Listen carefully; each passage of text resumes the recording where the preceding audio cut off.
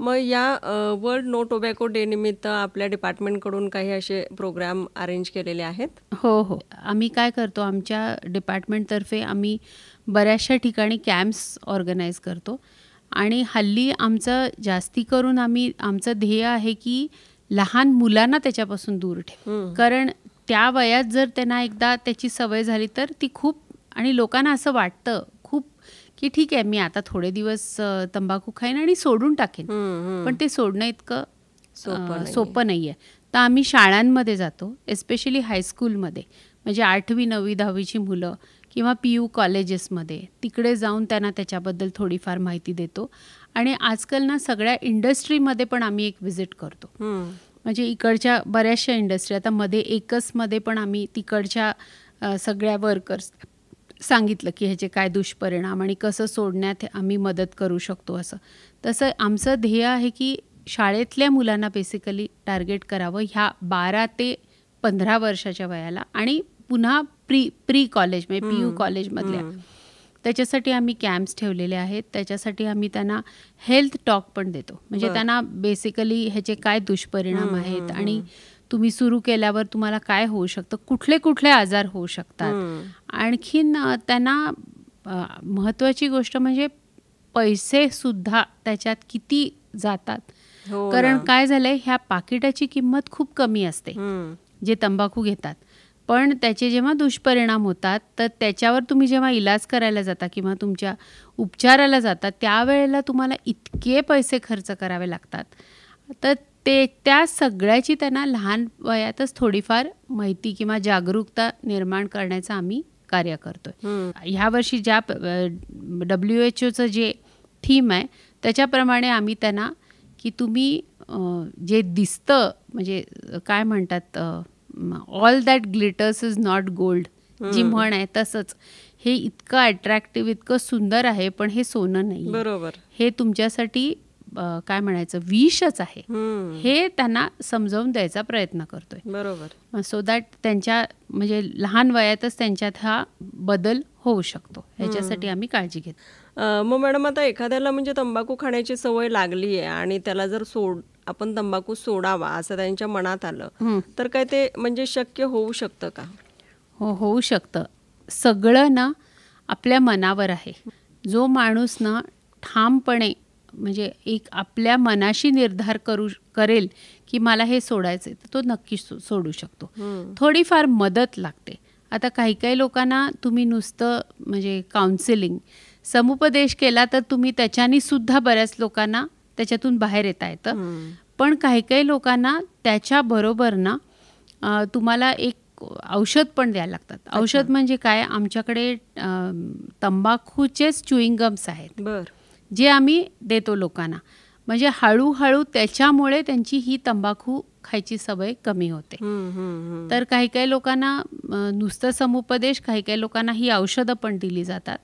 आणखीन त्याच्यावर बरेचसे बाकीचे उपाय, खूप जास्ती पाणी पिणं किंवा प्रत्येकाला एक वेळी तंबाखू खायची एक जी तलफ येते, तर त्यावेळेला तुम्ही दुसऱ्या कुठल्या तरी गोष्टीत आपलं मन रमवणं किंवा काहीतरी दुसऱ्या गोष्टीत तुम्ही आपल्याला स्वतःला त्याच्यात व्यस्त करणं हे अतिशय जरुरीचं आहे. तर ह्या असे सगळे उपदेश आम्ही त्यांना खूप करतो. आणखीन ज्या माणसाने मनाने निर्धार केला असतो ना, तो प्रयत्नही खूप करतो आणि त्याला त्याच्यातून बाहेर येण्यात नक्कीच यश येतं. तर कुठलीही गोष्ट असाध्य नाही आहे आपल्याला, फक्त आपल्या मनाचा निर्धार हा खूप महत्त्वाचा आहे. म्हणजे आम्ही समोरची व्यक्ती कशी आहे त्याच्याप्रमाणे आम्ही त्याला वेगवेगळ्या प्रकारे ह्याच्यातून बाहेर येण्यास मदत करतो. मग आता बऱ्याचदा आपण ऐकतो की एखाद्याला म्हणजे तंबाखू खाल्ल्याशिवाय पुढचं सकाळचं जे सगळं कार्य असतं ते होत नाही, मग त्याला खूप ते ॲडिक्ट झालेले असतात किंवा ती मिसरी लावल्यानंतर मग पुढचं प्रोसेस होत नाही. अशा सगळ्या ज्या गोष्टी होतात त्यांच्याबरोबर, मग ती फक्त आपली मानसिकता असते की खरंच असं काही होतं शरीरात? नाही, शरीरात होतं. म्हणजे तुम्हाला इतकी ना तंबाखूचं इतकं व्यसन लागलेलं असतं ना की त्या लोकांना ते खूपच असे हतबल होतात. अच्छा. आम्ही असं बघितलेलं आहे की इतके बेचैन होतात, त्यांना त्याच्याशिवाय काही सुचत नाही. काही वेळेला त्यांना घाम येतो, हात थरथरायला लागतात. तर ह्या सगळ्या गोष्टी होतात. हे अमुक एक स्टेजला होतं. तर परिणाम नक्कीच होतो, पण आता अशा वेळी त्यांना त्याच्या बदली दुसरं काय घेऊ शकता ह्याच्याबद्दल आम्ही त्यांना उपदेश करू शकतो. बरोबर. आणि ह्याच्यात ना तुमचे बाकीचे परिवारातले जे लोक आहेत ना त्यांचं पण खूप मोठा सहभाग असतो. जर एखादी व्यक्ती, आता बरेच वेळा असं होतं की एखादा आपल्या जर घरातला एक पुरुष ह्या व्यसनाधीन झाला असेल तर त्याला सगळ्यांनी जर वाळीत टाकलं किंवा हा असलाच आहे, हा आपलं काय तंबाखू खातो, ह्याच्याकडे काही लक्ष देऊ नका, असं केलं तर ते पुढे पुढे आणखीन त्याच्यात ओढले जातात. तर अशा वेळा घरच्यांचा तुम्हाला आधार मिळणं खूप जरुरीचं असतं. आणि इवन डॉक्टरनी, आता समजा आमच्याकडे असे पेशंट आले तर आम्ही त्यांनी जर शिथू केलं त्यांना आणि काय हे तुम्ही मरा कॅन्सर होऊन असं म्हटलं ना तर त्याचा आणखीन उलट परिणाम होतो. तर ह्या लोकांना समजून घेणं अतिशय जरुरीचं आहे. कारण त्यावेळेला त्यांची मानसिकता अशी झालेली असते, मनाने पण हळवे झालेले असतात. काही लोक काही खूप निगरगट्ट असतात की जे तुम्हाला तोंडावर सांगतात की मी एकदा सवय लागली, मी खाणार आणि हे खाऊन मला काहीही होणार नाही. पण जे हळवे होतात, ज्यांना कळून चुकलेलं असतं की आपण जे करतो हे चुकीचं आहे, अशा लोकांना खूप नाजूकपणे हाताळणं जरुरीचं आहे. तर त्यांना तुम्ही खूप त्यावेळेला मानसिक आधार, बाकी दुसऱ्या प्रकारे आधार देणं जरुरीचं आहे. कारण आपल्या ह्याच्यात काय झालं आहे, जो तंबाखू खात नाही त्याला पण वाळीत टाकलं जातं. जर एक अमुक एक त्या म्हणजे लोकांमध्ये मिसळत असले तर एखाद्या व्यक्तीने सोडायचा प्रयत्न केला तर त्याला कोणी चांगलं सांगत नाही, त्याला वेगळंच काढतात आपल्यातनं. तर अशा वेळी तुमच्या घरातले लोक, तुमच्या आजूबाजूचे जे तुम्हाला नातेवाईक किंवा तुमची जवळची माणसं ह्यांनी तुम्हाला जर आधार दिला तर त्यांना ह्या व्यसनातून बाहेर येण्यात लवकर मदत होते. आणि आजकाल ही व्यसनमुक्ती केंद्र पण आहेत, जिकडे पण तुम्ही अशा लोकांना घालू शकता. तर पण ते जास्ती करून जे दारू पितात त्यांच्यासाठी असतं. पण जे तंबाखू खातात ना ते अर्ध्याधिक लोक दारू पण त्यांना त्याचंही व्यसन असतंच, म्हणजे ते दोन्ही मिळून असतं.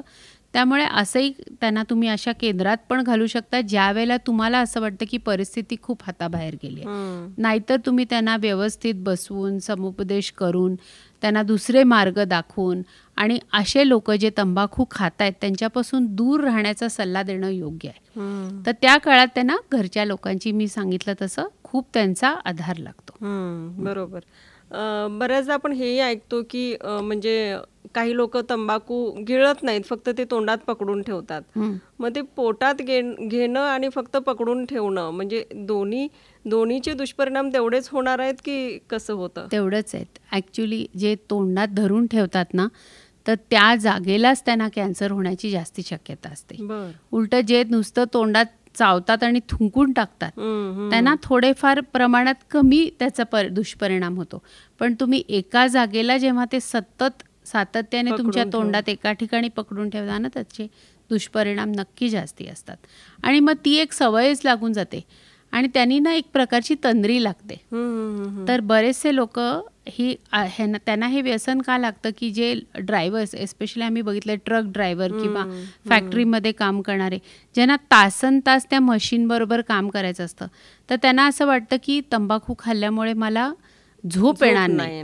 हां, तर ती जागरूकता जी आहे ना ती तंबाखूमुळे होते असा लोकांचा गैरसमज आहे. तर ते तोंडात धरून ठेवतात मग बराच वेळ, आणि मग एकदा ते धरायची सवय लागली ना की त्यांना त्याच्याशिवाय ते कामच करू शकत नाहीत आपलं.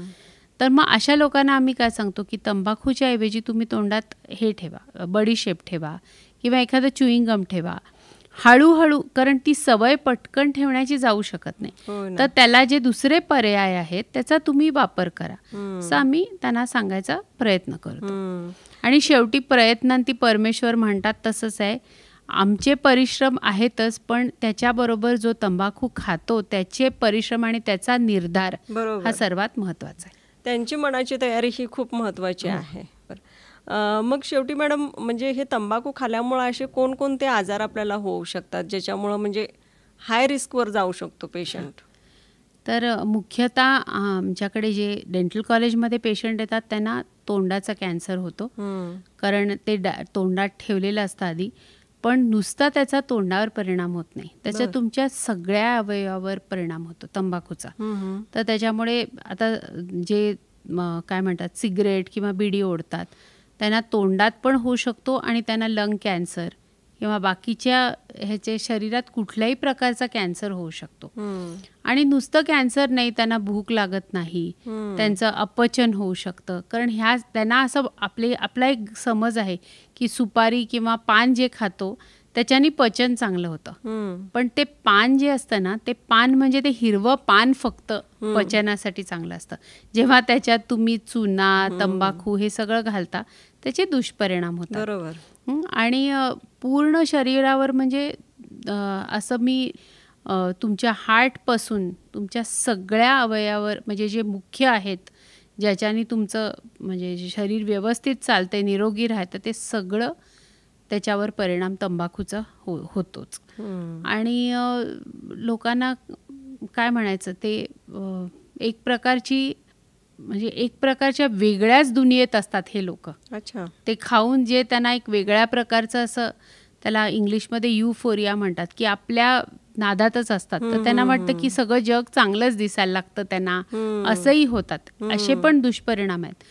पण जेव्हा ते परिस्थिती त्यांना कळून येतं की काय म्हणतात रियालिटी जे म्हणतात त्यावेळेला त्यांना कळून चुकतं की ह्याच्याने आपल्या हळूहळू आतून शरीर खोकलं करतं ते. तर तुम्हाला कळणारच नाही सुरुवातीला. बरेच वेळा ना हे सिगरेट वगैरे ओढल्याने ना लोकांना वजन कमी होतं. तर पूर्वी ना थोड्याफार प्रमाणात आपल्या देशात नाही पण पाश्चात्य देशात बायकासुद्धा ह्याचं सेवन जास्ती करतात वजन कमी करण्यासाठी. पण हे चांगल्या रीतीने तुम्ही वजन कमी करत नाही आहे ना, तर हे लक्षात येत नाही. तर असं हळूहळू तुमचं पूर्ण शरीर त्याच्याने खोकलं होऊ शकतं, एवढं मात्र आहे. आणि हे असा एक आजार आहे ना तंबाखू, एक वेळ तुम्ही दारू म्हणजे कधीतरी प्यालात तर त्याचे परिणाम कमी आहेत जितके ह्या तंबाखूचे दुष्परिणाम जास्ती आहेत.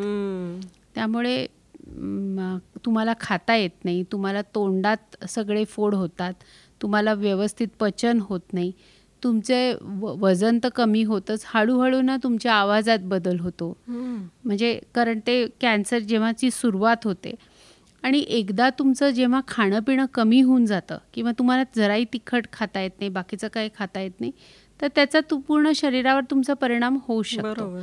आणि हार्टवर पण त्याचा परिणाम होतो. हे लोकांनी समजून घ्यायला पाहिजे तंबाखूचा. तर गव्हर्नमेंटनी एक 5 गोष्टी ह्याच्यासाठी सांगितलेल्या आहे. पहिली गोष्ट म्हणजे तुम्ही कुठेही पब्लिक प्लेसेसमध्ये तुम्ही कुठल्याही प्रकारचं तंबाखूचं सेवन करू शकत नाही. आणि ॲक्च्युली ॲडव्हर्टाइजमेंटवर पण त्यांनी बत्ती आणलेली आहे. हा कोटपा ॲक्ट आहे पण ते बघितलं तरी लोकांना परिणाम होत नाही. आणि 18 वर्षाच्या खाली लोकांना असं स्ट्रिक्ट हे आहे की तुम्ही त्यांना तंबाखूचे कुठलेही हे विकू शकत नाही. आणखीन तंबाखूच्या प्रोडक्शन आणि सप्लायवर पण थोडीफार बंदी आणलेली आहे पण ती पूर्णरित्या नाही करू शकत. कारण काय आहे, आज तंबाखू इंडस्ट्रीमुळे आपल्याला ज्या प्रकारचा रेव्हेन्यू किंवा पैसे मिळतात त्याच्यावर पूर्णपणे गव्हर्नमेंट बंदी आणू शकत नाही. पण त्यांना जे काही पॅकेट आहे, जे काही प्रोडक्ट आहे त्याच्यावर हे लिहिणं जरुरीचं आहे की हे आपल्या शरीरासाठी चांगलं नाही आहे. तेवढी त्यांना गव्हर्नमेंटनी हे सांगितलेली आहे. पण तो भाग सोडून लोक बाकीचं सगळं वाचतात आणि ते सगळं आकर्षक जे असतं ते बघून त्याचं सेवन जास्ती करतात. तर ह्या सगळ्या प्रलोभनापासून आपण दूर राहायला पाहिजे हे. आणि आम्हाला पूर्णपणे विश्वास आहे की लहान वयात जर हे केलं ना तर ह्याचा नक्की चांगला परिणाम होतो. कारण एखादा शिकलेला घरातला मुलगा आपल्या घरातल्या मोठ्यांना पण त्याच्याबद्दल सांगू शकतो. हो ना.